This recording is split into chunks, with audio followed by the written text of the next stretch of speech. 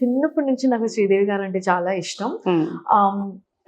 అసలు తనకి దరిదాపుల్లో కూడా మనం వెళ్ళగలుగుతామో లేదో తెలీదు. But as a fan I loved her movies.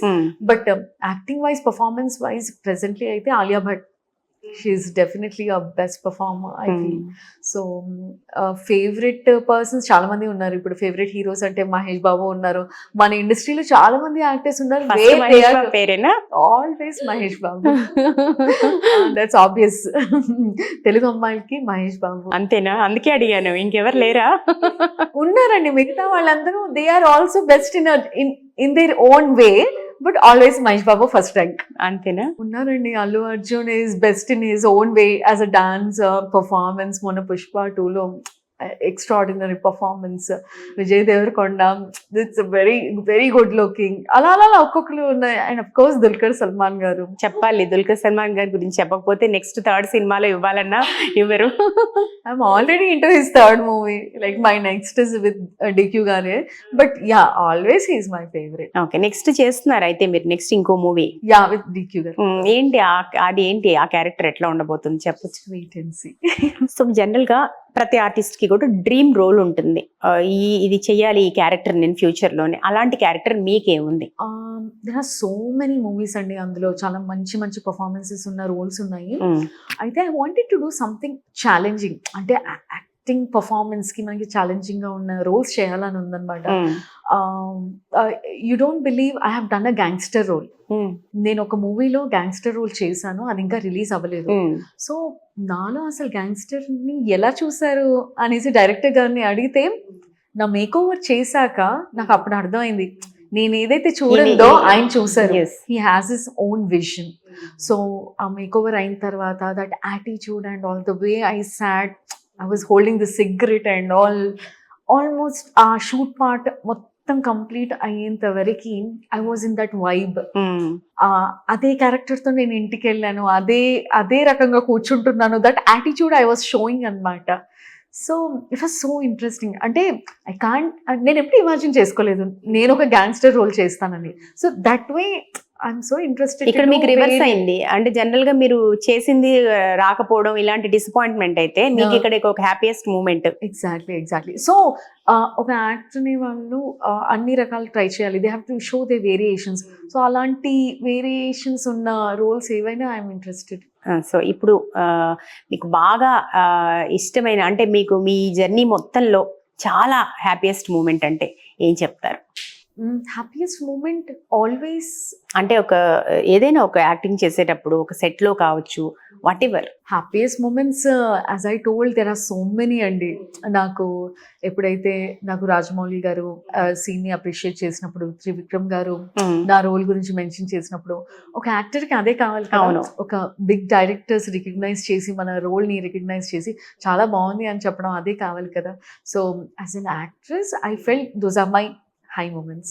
And as a fan Chiranjeevi గారిని చాలా దగ్గరగా చూడడం, పెద్ద పెద్ద యాక్టర్స్ ని లైక్ బాలకృష్ణ గారితో ఎన్టీఆర్ మహానాయకుడిలో చేశాను. I was a daughter in లో ఇన్ దట్ మూవీ. సో విద్యా బాలన్ గారితో చేశాను అదే పాయింట్ ఆఫ్ టైంలో. సో నా జర్నీలో అనుకోకుండా పెద్ద స్టార్స్ తో చాలా దగ్గరగా నిల్చుని వర్క్ చేసిన సంఘటనలు చాలా చాలా హ్యాపీగా అనిపిస్తుంది. మీరు అంటే ఆర్జే కావచ్చు కానీ చాలా ఎక్స్ప్రెసివ్, చాలా ఏదైనా ఎక్స్ప్రెసివ్ గా చెప్తారు బాగా కదా. బాగుంది, క్యూట్ గా బాగుంది. అయితే మెగాస్టార్ చిరంజీవిని దగ్గరగా చూసినప్పుడు ఒక ఫ్యాన్ గా మీరు ఎట్లా, ఎంత సంతోషంగా ఫీల్ అయ్యారు? యా, అంటే నేను ఎలా అంటే లైక్ ఐఎమ్ రేడియో జాకీ కాబట్టి మేబీ దట్ ఎక్స్ట్రోవర్ట్నెస్ వచ్చిందో లేదో తెలీదు. చిరంజీవి గారు రాగానే ఆయనతో మాట్లాడాలి అనేసి ముందుకు మాట్లాడారా? ముందుకు వెళ్ళి, అంటే జనరల్ గా చిరంజీవి గారు సెట్ లోకి వస్తున్నారంటే ఒక ఆరా క్రియేట్ అయిపోతుంది, అందరూ నిల్చుండిపోతారు, ఒక సైలెన్స్ అనేది క్రియేట్ అయిపోతుంది. సో దట్ వైబ్ అనేది క్రియేట్ అవుతుంది. బట్ ఆయన రాగానే ఏమాత్రం టెన్షన్ లేకుండా, జనరల్ గా మనం దూరం నుంచి స్టార్స్ ని చూస్తే బాగానే అనిపిస్తాయి కానీ దగ్గర నుంచి మాట్లాడాలంటే అవును భయం వేస్తుంది. ఒక షై ఫీలింగ్ కావచ్చు, సంథింగ్ మొహమాటము చాలా ఉంటాయి కదా. But on my sets in Sye Raa Narasimha Reddy. ఆయన రాగానే I just wanted to talk. వీళ్ళు పర్మిషన్ ఇస్తే చాలు నేను వెళ్ళి మాట్లాడేద్దాం అనేసి ఐ వాజ్ జస్ట్ వెయిటింగ్. వెళ్ళి మాట్లాడాను. Sir I'm a big fan of you, my family is very big fan of you sir, very nice meeting you అని చెప్పినప్పుడు ఐఎమ్ అ రేడియో జాకీ అనేసి ఇంట్రడ్యూస్ చేసుకున్న తర్వాత ఆయన అడిగిన ఫస్ట్ క్వశ్చన్ ఒకటే, ఈ సెట్ లో అందరూ బాగానే చూసుకుంటున్నారమ్మా, అన్ని ఫెసిలిటీస్ బాగా ఉన్నాయా, ఓకే మీరు హ్యాపీగా ఉన్నారా అనేసి అడిగారు. I fell so happy. అంటే it was very concern about every artist, వాళ్ళు హ్యాపీగా ఉన్నారా, అంత బాగుందా అనేసి. ఎస్ రియల్లీ కదా. సో సంథింగ్ మీకు ఒక రకమైన హ్యాపీయెస్ట్ మూమెంట్ అంటే ఇది కూడా చెప్పాలి. ఓకే, సో అదేనా మీరు మెగాస్టార్ తో మాట్లాడింది ఆ moment? That is my moment. So next ఇంకా మీరు చాలా మంది హీరోలు దగ్గరగా చూసారన్నారు, అక్కడ మీ ఎక్స్పీరియన్సెస్ ఎట్లా ఉన్నాయి? యా, అంటే నేను ఎప్పుడు నా మైండ్లో ఒకటి ఫిక్స్ చేసుకున్నానండి. నాకు చాలా మంది ఫేవరెట్స్ ఉన్నారు, జస్ట్ లైక్ మహేష్ బాబు గారిని నేను మెన్షన్ చేశాను. బట్ వన్స్ నేను ఈ ప్రొఫెషన్కి వచ్చేసిన తర్వాత అది అనుకోకుండా తీసుకున్న డెసిషన్ కాదా, బట్ నేను నా ఫేవరెట్ ని నేను సెట్ లో ఒక యాక్టర్ గానే కలుద్దామని ఫిక్స్ అయ్యాను అనమాట. సో ఇప్పటికీ అవకాశం ఉన్న మహేష్ బాబు గారిని ఇప్పుడు దాకా కలవలేదు, because I wanted to work in his movie and I wanted to meet him on the sets. Like in definite గా అవకాశం రావాలని కోరుకుంటున్నా. ఓకే, అవకాశం వస్తే మీలో ఉన్న యాక్ట్రెసెస్ పక్కకు వెళ్ళిపోయి ఫ్యాన్ వస్తుంది బయటికి, మర్చిపోతారేమో యాక్ట్ చేయడం. Let me live that moment like a fan. Conscious గా ఉండాలి, చాలా 1-4 సార్లు ప్రాక్టీస్ చేయాలి. ఇక్కడ అనగనగా సినిమాలో సన్నీ సంజయ్ గారు మీకు ఎట్లా సజెషన్స్ చేసేవాళ్ళు?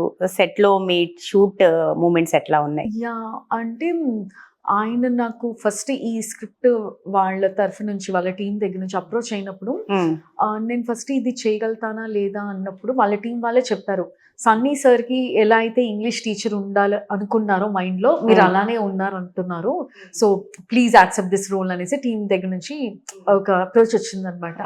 So when director wants me to be that role, I should accept without any doubt. So set లో ఉన్నప్పుడు హీ వాజ్ వెరీ హంబుల్ అండి. అసలు జనరల్గా డైరెక్టర్స్కి చాలా ప్రెషర్ ఉంటుంది on the set, they have so much responsibility. But Sunny Sanjay sir చాలా చాలా cool, అసలు ఎలాంటి హడావిడి లేకుండా చాలా కూల్గా సినిమా తీస్తూ వెళ్ళిపోయారు అనమాట. And during my journey in the acting process in అనగనగా చాలా సింపుల్గా ఎక్స్ప్లెయిన్ చేసేసారు. And what ever I did on point వచ్చేసింది అనమాట. So I was like expecting sir ఇంకో టేక్కి వెళ్ళినాం అంటే నో ఇట్ ఈస్ ఓకే అని అన్నారు అనమాట. So somewhere I felt okay, ఆయన ఎక్స్పెక్టేషన్స్ కి తగ్గట్టు నేను చేస్తున్నాను అనిపించింది. ఎందుకంటే ఆ సెట్ లో మీరు టీచరు, అక్కడ పిల్లలు చాలా మంది చైల్డ్ ఆర్టిస్టులు ఉంటారు, నెంబర్ ఆఫ్ చైల్డ్ ఆర్టిస్టులు ఉన్నారు. సో అందరినీ కోఆర్డినేట్ చేసి చేయాల్సి ఉంటుంది. I think number of takes కూడా ఉంటాయి. బేసిక్లీ అదే నా సీన్స్ కి వచ్చేసరికి స్వతహాగా అంత ఎక్కువ టేక్స్ ఏం జరగలేదండి, నిజంగా ఆన్ పాయింట్ వచ్చేసాయి. బట్ యా, పిల్లలు ఉన్నప్పుడు కొంచెం అటు ఇటుగా అవుతూ ఉంటాయి కాబట్టి.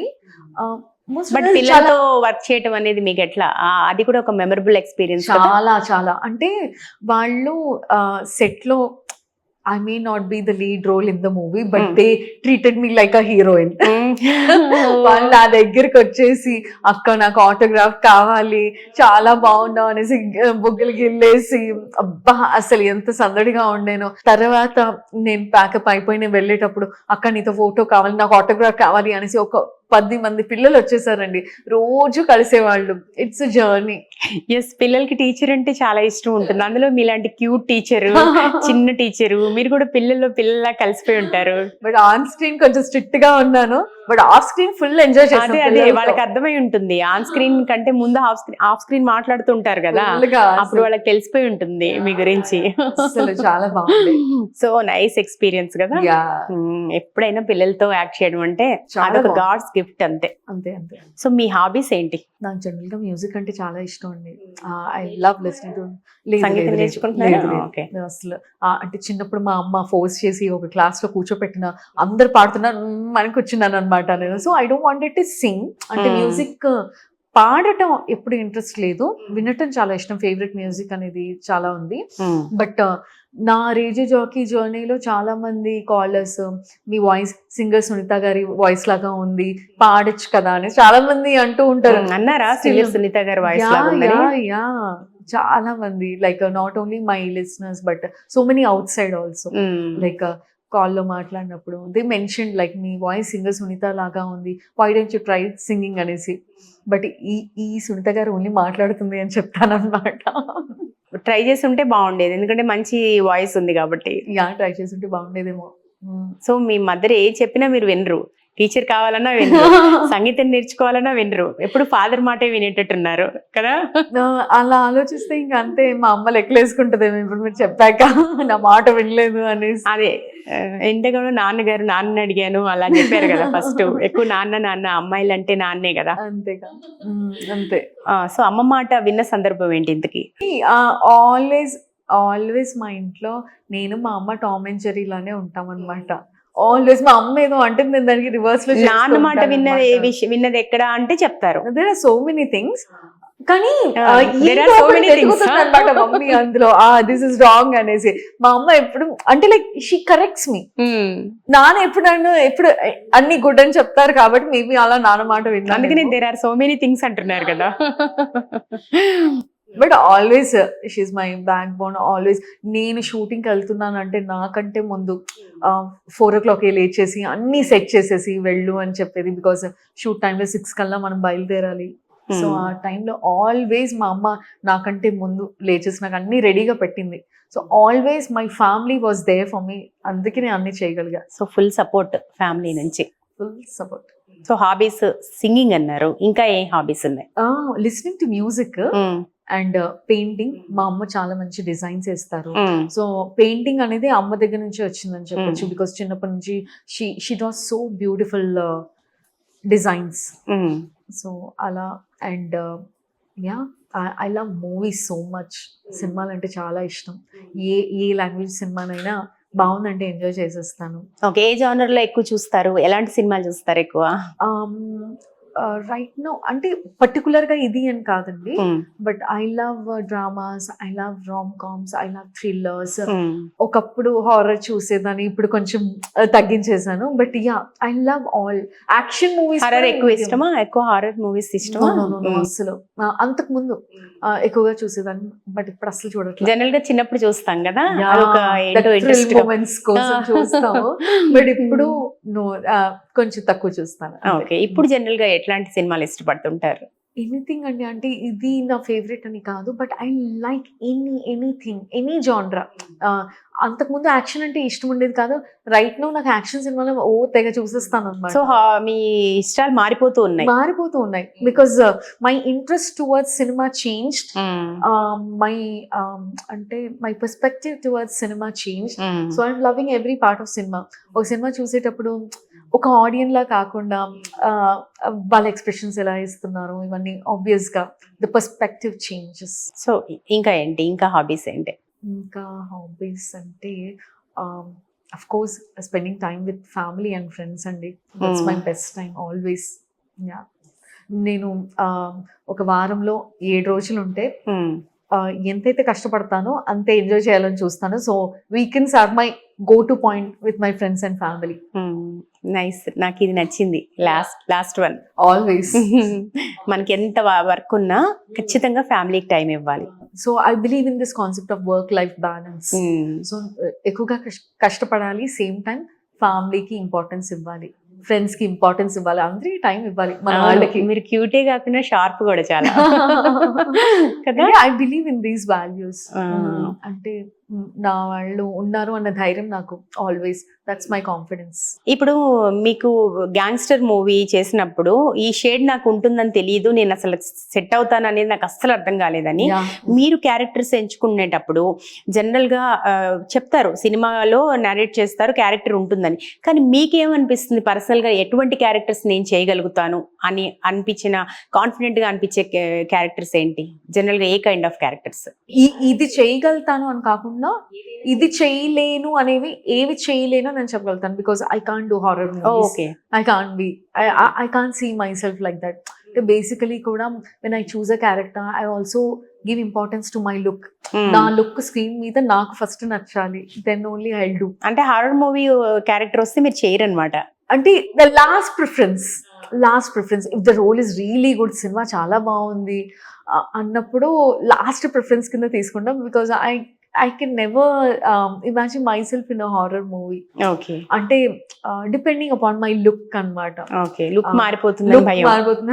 ఇప్పటికైతే అలా ఉంది. దెయ్యంలాగా భూతంలాగా కనిపిస్తా అంటే ఒప్పుకోరు, క్యూట్ గానే కనపడాలి. లైక్ ఆబ్వియస్లీ అంటే నా లుక్ ఎప్పుడు స్క్రీన్ మీద నాకు నచ్చేలాగా ఉండాలి. అంటే whether it's older, whether it's younger, whatever shade it is, whether it's negative or positive, but look should impress me. Horror గా నేను అలా యాక్సెప్ట్ చేయలేకపోతున్నాను. బట్ ఓకే, ఒకవేళ అవకాశం నేను చేయాల్సి వస్తుందంటే as an actor I have to do everything. So that would be my last preference. ఒక యాక్ట్రెస్ గా మీరు డెఫినెట్ గా ఏ క్యారెక్టర్ అయినా కూడా యాక్సెప్ట్ చేయగలిగి ఉండాలి, చేయాలి అండ్ చేయగలిగి ఉండాలి అంటే మనస్తత్వం కూడా. 100%. But if you ask me what I like, I have my preferences. Okay okay nice.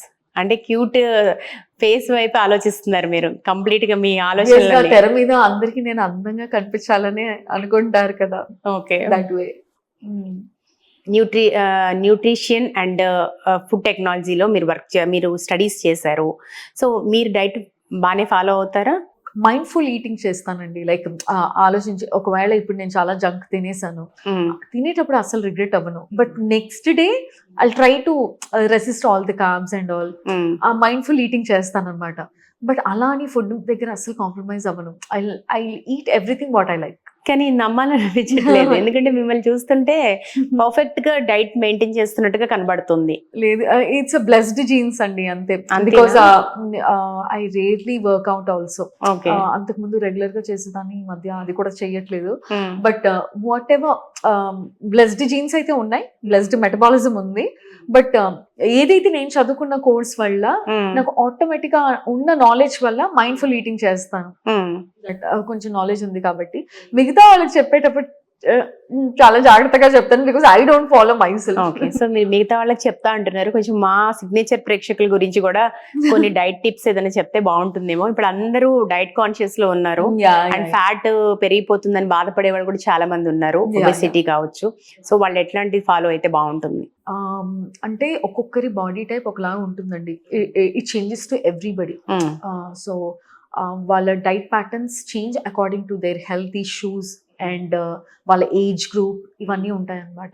So what I strongly believe is right from the beginning నుంచి in the younger age only, like younger age లో మంచిగా తినేసి old age వచ్చాక ఒక health problem వచ్చాక అప్పుడు diet follow అయ్యే బదులు ఇనిషియల్ గానే let's have a good habits at food. అంటే ఎక్కువగా వెజిటబుల్స్, ఫ్రూట్స్ ఇవన్నీ తీసుకొని ప్యాక్డ్ ఫుడ్స్ తీసుకోకూడదు.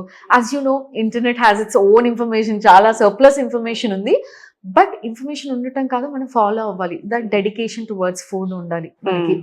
So just what ever you eat, ఈ రోజు బాగా ఎంజాయ్ చేసినా గానీ నెక్స్ట్ డే దాన్ని బర్న్ చేయాలని గుర్తుపెట్టుకోవాలి. So how much ever calories you take, you have to burn that much calories. ఇది సీక్రెట్ మెయిన్. అంతే. సో అక్కడ మిస్ అవుతున్నారు అందరూ. ఎగ్జాక్ట్లీ. కానీ మామూలుగా చాలా మంది ఇప్పుడు పౌడర్స్ డైట్ ఎక్కువ ప్రిఫర్ చేస్తున్నారు, కానీ అది మంచిది కాదు హెల్త్ కి. కానీ ఇప్పుడు అది ఒక ఎవల్యూషన్, ఒక చేంజ్ అనుకోవచ్చేమో, ఎక్కువ పౌడర్స్ తీసుకోవడం వితౌట్ ఆ రైస్. అది ఎంతవరకు సజెస్ట్ చేస్తారు మీరు? ఎనీథింగ్ న్యాచురల్ ఇస్ గుడ్ అండి, anything organic is good, any processed food is secondary. So right from the beginning నుంచి మీరు న్యాచురల్ గా దొరికే థింగ్స్ త్రూ మనకి విటమిన్స్ అండ్ మినరల్స్ వస్తేనే that is the best part. Okay. So always choose a processed food secondary.